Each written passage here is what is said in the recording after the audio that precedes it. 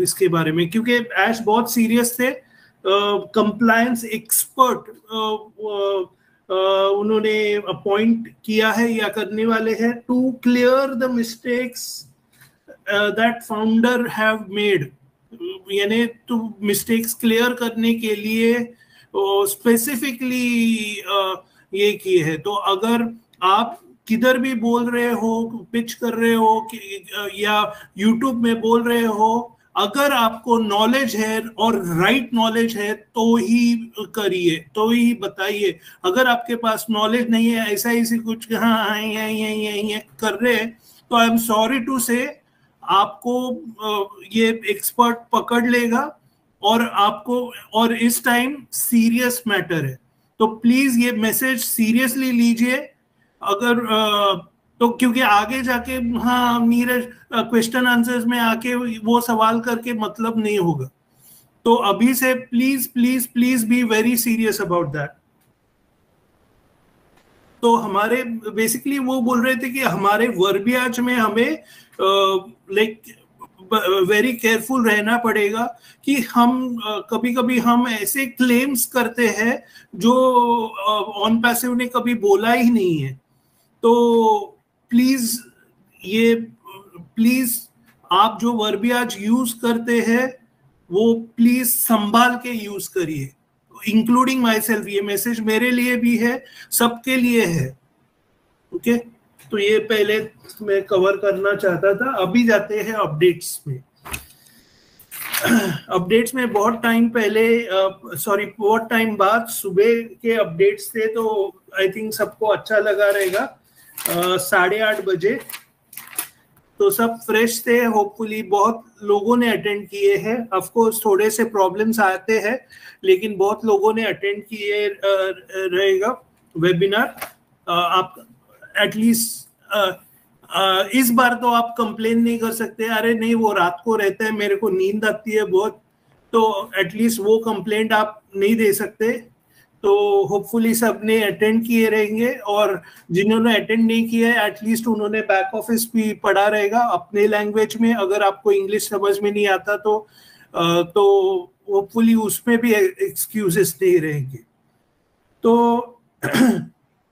ऐश ने पहले सबको थैंक यू बोला,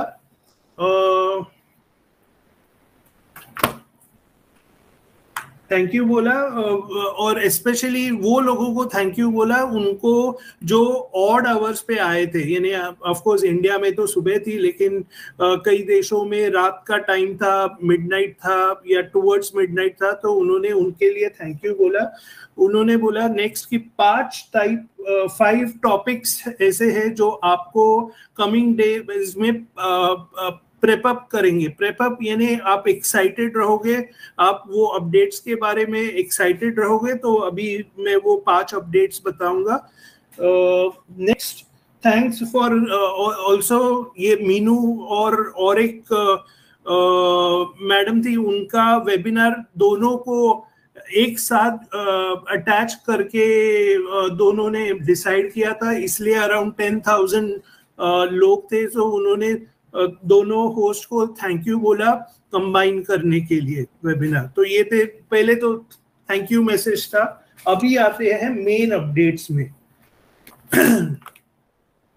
पहले तो मैं आपको बोलना चाहता हूँ कि अपडेट के पहले आजकल का ट्रेंड है कि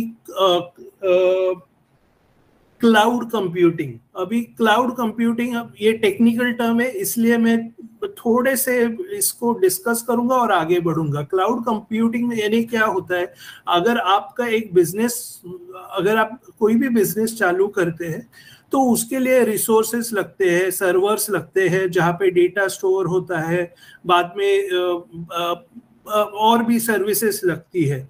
अभी अगर आप सब मेंटेन करोगे तो उसका एडिशनल कॉस्ट और वो सब रहेगा।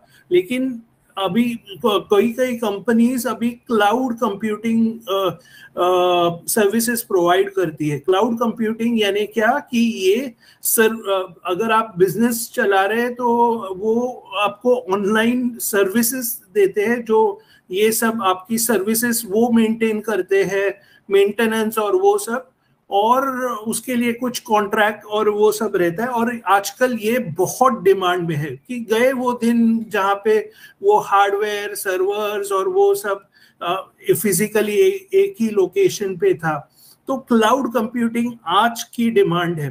और लाइक पहले क्या होता था कि हमारा लाइक एक ही लाइक हमारे डेटा सेंटर्स, आई थिंक उन्होंने एज सर ने 2 बोले थे, लेकिन होता क्या था कि उनका पहले वो उनका प्लान था कि मल्टी रीजनल वो एडॉप्ट करना चाहते थे। मल्टी रीजनल यानी क्या, पहला सवाल आएगा। तो बेसिकली अभी हम इंडिया में हैं, तो इंडिया में अगर कोई सर्वर है और वो पूरा वर्ल्ड मैनेज कर रहा है तो डेफिनेटली आपका ओ कनेक्ट और बाकी सब स्लो होगा।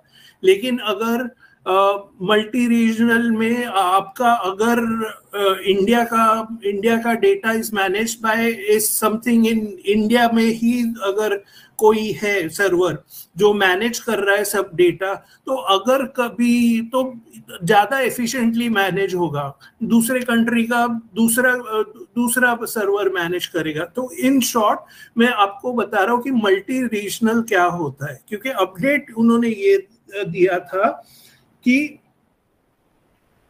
हमारे पास अभी रोबस्ट और highest level of cloud computing है। क्लाउड कंप्यूटिंग यानी लेटेस्ट कंप्यूटिंग सर्विस, और इन मल्टी रीजनल यानी जैसे मैंने बोला कि मल्टीपल रीजन्स, यानी पहले एक ही मैनेज कर रहा था, अभी मल्टीपल सर्वर्स आ गए डिफरेंट लोकेशंस में जो मैनेज कर रहे हैं मल्टी रीजन, उसका इन शॉर्ट मीनिंग है। तो उससे क्या होगा कि अभी ओ कनेक्ट और ये जो 16 तारीख 20 तारीख को उन्होंने बोला है speed will pick up, buffering नहीं होगा, तो वो रीजन से होगा क्योंकि वो अभी इसके यानी एडवांटेजेस बहुत है। और आपको वो 16 तारीख 20 तारीख जब भी है अपडेट्स में मैं बताऊंगा, आपको दिख जाएगा। तो वो एक था। और टेक टीम, हमारी जो टेक टीम ने टेस्टिंग किया बहुत, और पहले ही 10 दिन ऑफ जनवरी में ये अप्रूवल मिल गया। तो a very very big achievement. और लोग अब लाइक बोलते हैं सर कहाँ से पैसा आएगा, अभी भी मैं बोल रहा हूँ प्लीज वो बड़ा पिक्चर देखो। ये क्लाउड कंप्यूटिंग बहुत बड़ा टर्म है, और वो लेवल पे अगर काम चल रहा है तो प्लीज प्लीज प्लीज अपने ब्रेन को ओपन करके, थोड़ा कचरा निकाल के, साफ करके, ओपन करके समझो ऑन पैसिव को। और आपके अपलाइन अगर नहीं समझा पा रहा है तो किसी समझदार को पूछो जिसको मालूम है।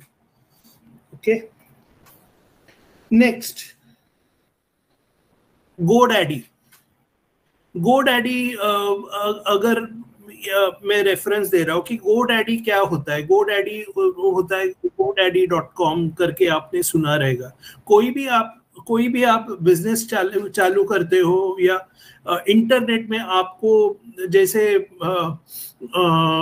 या बाहर आपको कभी भी लैंड यानी घर लेना हो तो आप वो फ्लैट लेते हैं और वो सब करते हैं। वैसे ही ऑनलाइन में आपको यहाँ पे GoDaddy एक कंपनी है जो आपको डोमेन देता है। डोमेन यानी क्या, इन शॉर्ट इंटरनेट में रियल एस्टेट। तो वैसे ही हम पहले उसमें नहीं थे, लेकिन हमने अप्लाई किया था बहुत पहले, एक साल के अबाउ हो गया। आई थिंक मैं सुना था ऐश से कि हमने अप्लाई किया था।